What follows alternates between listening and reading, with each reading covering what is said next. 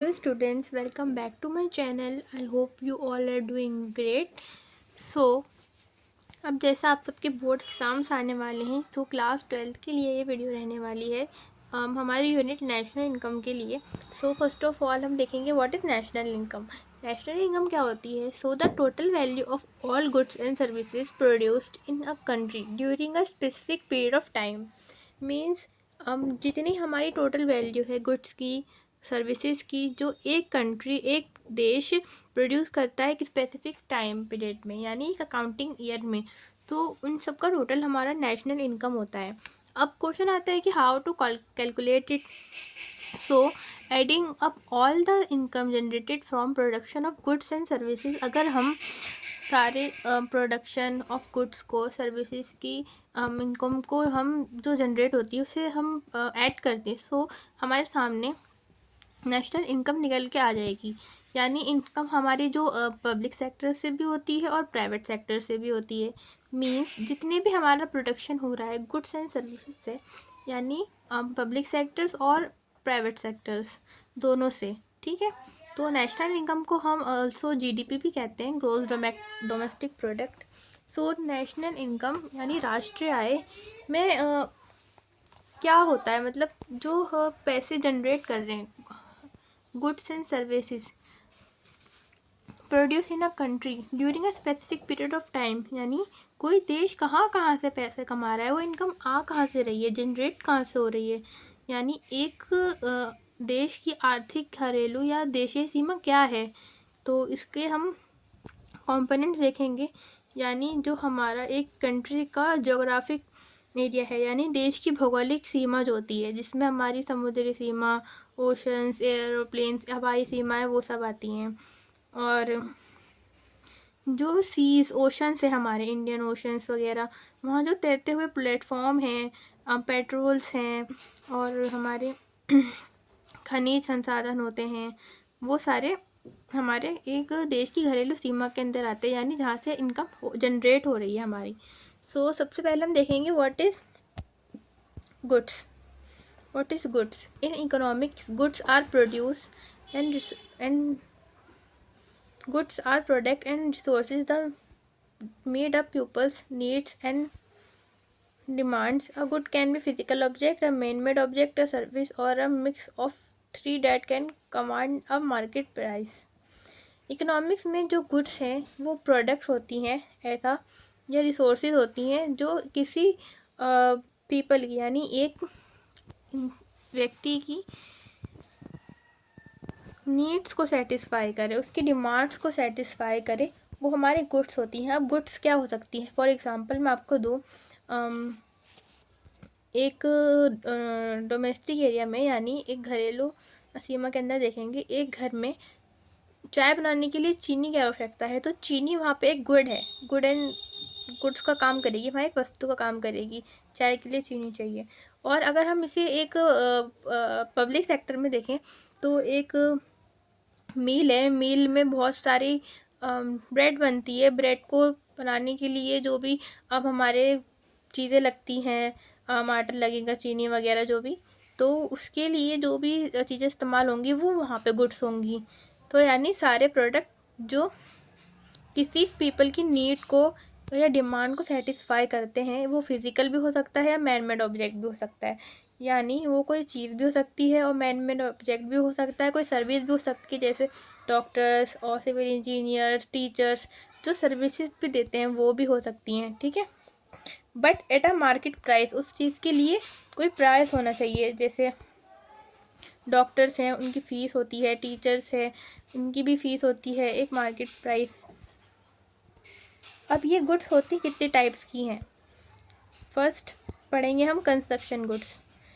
Consumption goods are items that are utilise directly to satisfy human demands, यानी जो direct हमारे एक human की नीड्स को सेटिस्फाई करे, वो होती है हमारी consumption goods. core goal of a economy which is sustain the consumption of the economic entire population. These are not used in the manufacturing of other goods, यानी जो हमारे कंजप्शन गुड्स हैं वो डायरेक्टली तो सेटिस्फाई कर रही है human की डिमांड्स को, तो यानी वो किसी और चीज़ की मैन्युफैक्चरिंग के लिए इस्तेमाल नहीं होती। अब देखो यहाँ पे not use in manufacturing of other goods से क्या मतलब है? इसका मतलब ये हुआ कि ये गुड अपने आप में पूरी हैं, किसी आगे वस्तु या कोई गुड्स बन रही है उसके यूज़ के लिए नहीं चाहिए। सो कंजप्शन गुड्स में यानी consumption goods product often known as final goods are intended for final consumption. यानी जो हमारी कंजप्शन गुड्स होती हैं, प्रोडक्ट्स होते हैं, वो एक फाइनल गुड्स की तरह होते हैं क्योंकि ये अपने आप में फ़ाइनल है। यानी इनका जो इनका प्रोडक्शन था वो हो चुका है और जो कंज्यूमर्स हैं वो इनके यूज़ करने के लिए रेडी हैं। सो इनको इसलिए हम फाइनल गुड्स भी कहते हैं और उनका फाइनल कंजप्शन होता है। फिर अब इसमें एक टेलीविज़न है, एक पेन है या अ पेयर ऑफ शूज़। यानी अब एक हमारा टेलीविज़न जो है वो एक कंज्यूमर डायरेक्ट यूज़ कर रहा है, मतलब वो उसके लिए फाइनल गुड्स है। ठीक है। इसके बाद कैपिटल गुड्स क्या होती हैं, यानी पूंजीगत वस्तुएं। Are goods use by one businessman to assist another in the production of consumer goods. इसका मतलब ये हुआ जो हमारी कैपिटल गुड्स होती हैं यानी पूंजीगत वस्तुएं, ये जो वो गुड्स होती हैं जिसका एक बिजनेसमैन दूसरी चीज़ की प्रोडक्शन के लिए यूज़ करता है। यानी जैसे ये हमारी ये एक हमारी वस्तु है, ये रेडी है, यानी ये अभी कंजप्शन गुड्स यानी मध्यवर्ती वस्तु है। और इस दूसरी गुड्स यानी दूसरी प्रोडक्ट को बनाने के लिए हमें इसका इस्तेमाल करना है। जैसे अब ये है, समझ लो चीनी है, शुगर। अगर ये एक हाउस होल्ड अपने यूज़ में लाता है, यानी एक घर में अगर चीनी का इस्तेमाल होता है तो वो कंजप्शन गुड्स हुई हमारी, क्योंकि वो अंतिम वस्तु है, क्योंकि डायरेक्ट चीनी का प्रोडक्शन हुआ और उसको यूज़ में ले लिया। बट अगर यही चीनी को हम ब्रेड बनाने में यूज़ करें या केक्स बनाने में यूज़ करें, तो यानी एक बिजनेसमैन या कोई मेल वर्कर इसी प्रोडक्ट का यूज़ दूसरी प्रोडक्ट को बनाने के लिए यूज़ कर रहा है, उसके प्रोडक्शन के लिए यूज़ कर रहा है। Assist another in the production of consumer goods. तो ये वाले गुड्स हमारे कैपिटल गुड्स होते हैं, यानी कंजप्शन गुड्स को आगे हम दूसरे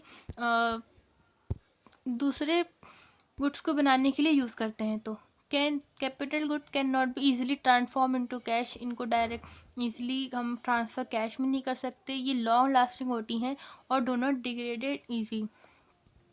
अब ये जो हमारी वस्तु होती है लॉन्ग लास्टिंग होती है यानी ड्यूरेबल होती हैं और ये इनका डिग्रेडेड ईजिली नहीं कर सकते हम। अब ये हो गई हमारी equipment, machinery, buildings, computers are not some example of capital goods. यानी अब हमारी एक मशीन है, उसके जो मोटर होता है, मोटर उसका हम यूज़ करेंगे मशीन बनाने के लिए, तो वो हमारा कैपिटल गुड होगा, क्योंकि हम उस पर हम असिस्ट करते हैं, यानी हम उस पर इन्वेस्ट करते हैं। ठीक है। फाइनल गुड्स, अब हमारी फाइनल गुड्स क्या होती हैं, यानी अंतिम वस्तुएं। अंतिम वस्तुएं देखिए, final goods are commodities product used by a corporation for the subsequent consumption by the consumer. These commodities satisfy a consumer demands or desires.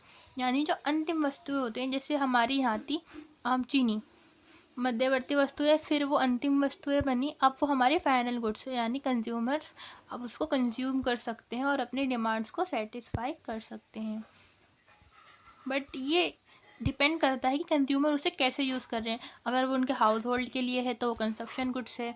अगर वो मील या कोई मील वर्कर या बिजनेसमैन उसे कोई प्रोडक्शन या किसी मशीनरी के लिए यूज़ करता है तो वो कैपिटल गुड्स है, और उसके बाद वो फाइनल गुड्स में आती हैं। अब ये होती हैं इंटरमीडिएट गुड्स, यानी मध्यवर्तीय वस्तुएं। ये देखिए हम Intermediate goods are utilized in the production of finished goods or consumer goods. They can also be considered to act as inputs in other commodities and to comprise the final goods as ingredients. अब मध्यवर्ती वस्तुएं क्या होती हैं, ये देखिए, इनका इस्तेमाल प्रोडक्शन के लिए यूज़ कर होता है फिनिश गुड्स और कंज्यूमर गुड्स के लिए, यानी फाइनल गुड्स जो होती हैं और जो अंतिम वस्तु होती है उनके इस्तेमाल के लिए मध्यवर्ती वस्तुओं का यूज़ होता है, इनका उपयोग किया जाता है। तो इसको हम इसके इनपुट के लिए या ले सकते हैं कि इनकी कोई भी फाइनल गुड्स के लिए मध्यवर्ती वस्तुएं जो बीच में उनकी वस्तुएं लगी हैं कंप्लीट होने से पहले, तो वो हमारी इंटरमीडिएट वस्तु होती है यानी मध्यवर्तीय वस्तु होती है। अब देखिए व्हाट इज इन्वेस्टमेंट यानी निवेश। व्हाट इज इन्वेस्टमेंट या निवेश क्या है? इन्वेस्टमेंट इज एन एसेट और object purchase with intention of earning income और इंक्रीजिंग इन वैल्यू। तो इन्वेस्टमेंट एक ऐसा एसेट होता है या निवेश करना, हम उसे कहते हैं जो या हम किसी ऑब्जेक्ट को परचेज करते हैं जिसमें हम ये इंटेंशन रखें कि हमारी जो अर्निंग है या इनकम है वो ग्रो होगी या उसकी वैल्यू इंक्रीज़ होगी, किसी चीज़ में इन्वेस्ट करना। अब ये देखिए, when a person buy a good as investment the intention is not to consume the good but rather to use it to build wealth in the future. अब ये देखिए, अगर कोई पर्सन है किसी गुड में इन्वेस्टमेंट करता है तो उसका इंटेंशन ये होता है कि वो उसके जो अभी प्राइस है उससे ज़्यादा प्राइस को एक्सपेक्ट करे इन फ्यूचर में। इसी इंटेंशन से वो किसी ऑब्जेक्ट पर इन्वेस्टमेंट करता है, निवेश करता है। ठीक है कि हमारी इन्वेस्टमेंट निवेश क्या होता है। तो अब हम देखते हैं कि ये कितने टाइप्स की होती है। एक होती है हमारी ग्रॉस इन्वेस्टमेंट और एक होती है हमारी नेट इन्वेस्टमेंट। ठीक है, अब देखिए एक टर्म आती है डेप्रिसिएशंस यानी घिसावट, हिंदी में कहते हैं इसे। तो ये क्या होती है? Depreciation in economics term is a way of dividing the cost of a tangible or physical asset over its usable life or life expectancy. Depreciation is a measurement of how much of the value of an asset has been diminished. So depreciation means घिसावट। Word से समझ में आ रहा है, कोई asset है हमारा कोई एसेट है, उसको how much the value of उसकी जो हमारी वैल्यू होती है उसके यूज़ करने के बाद कितनी गिरावट आती है उसमें। यानी एक एसेट है, मान लीजिए हमारा, वो कुछ भी हो सकता है, चेयर है। अब चेयर को हमने 1 ईयर यूज़ में लिया तो अब उसकी जो वैल्यू थी, जैसे हमने उसको ख़रीदा होगा 500 में, तो अब उसकी जो वैल्यू है वो गिरेगी। तो मीन समझ लीजिए आप, उसकी हाफ़ हो गई 250। तो इसमें जो आने वाली घिसावट है यानी जो इसका डेप्रिसिएशन हुआ है यूज़ में लेके, तो उसे हम कहेंगे depreciation. And what is capital formation? Capital formation is the process of gradually increasing the stock of capital over time। यानी निवेश पूंजी, कैपिटल पूंजी यानी कोई भी एसेट है, एसेट में इसके स्टॉक में जो हम वृद्धि करते हैं, increase of stock. So this is capital formation. Investment निवेश क्या होता है? तो अब देखिए ये 2 टाइप्स के होते हैं, gross investment and net investment. अब एक टर्म देखिए, डेप्रिसिएशन मीन्स घिसावट।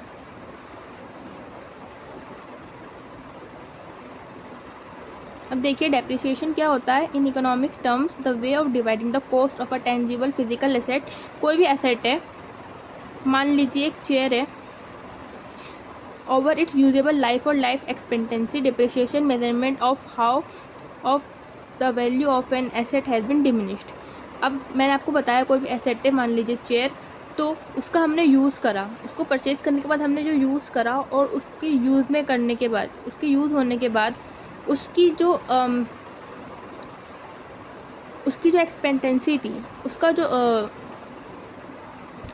वैल्यू थी, उसमें आने वाली गिरावट को हम डेप्रिसिएशन कहते हैं। मीन्स कोई भी एसेट जो उसकी एक्सपेक्टेंसी, उसको जितना उसमें यूज़ हुआ उसका, तो उसकी डिमिनिश पावर को हम वैल्यू को डेप्रिसिएशन कहते हैं। What is capital formation? अब देखिए capital formation is the process of gradually increasing the stock of capital over time. किसी भी एसेट में उसकी स्टॉक में इंक्रीजिंग करने से, स्टॉक की वृद्धि करना, कोई भी एसेट है उसके स्टॉक को बढ़ा देना हमारा कैपिटल फॉर्मेशन होता है। कि नेशनल इनकम में हमारे 8 एग्रीगेट्स आते हैं। First, gross domestic product eight market price, GDP MP।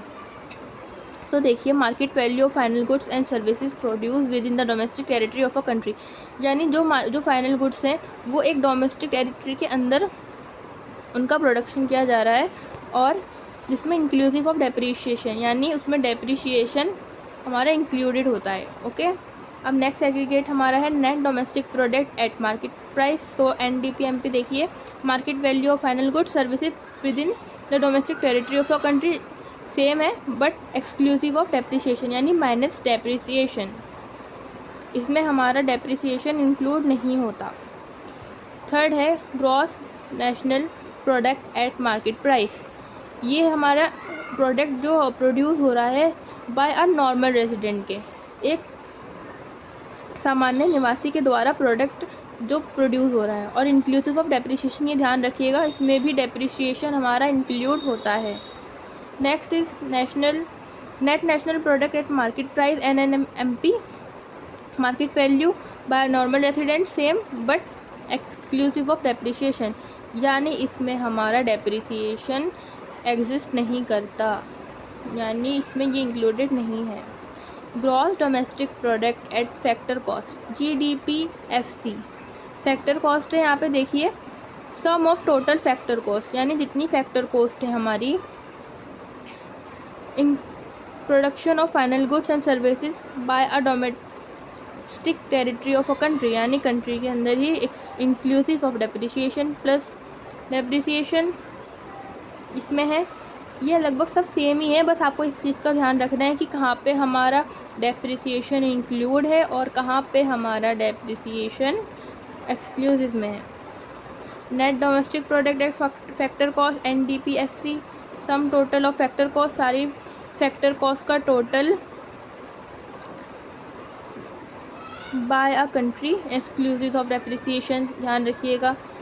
7 gross domestic national product at factor cost, ये भी हमारा फैक्टर कॉस्ट में है, यानी यहाँ पे भी हमारा डेप्रिसिएशन इंक्लूड रहेगा। And last is net national product at factor cost NNPFC, जिसमें हमारा एक्सक्लूसिव ऑफ डेप्रिसिएशन, इसमें भी हमारा डेप्रिसिएशन इंक्लूड है, बट ये देखिए, ये जो फाइनल गुड्स एंड सर्विसेज है ये एक नॉर्मल रेजिडेंट के द्वारा दी जा रही है एक ही कंट्री में। ओके, आई होप आपको ये 8 एग्रीगेट्स क्लियर हुए होंगे। बस आपको इसमें ये ध्यान रखना है कि हमारा किस में हमारा डेप्रिसिएशन प्लस है एट किस में हमारा माइनस डेप्रिसिएशन है।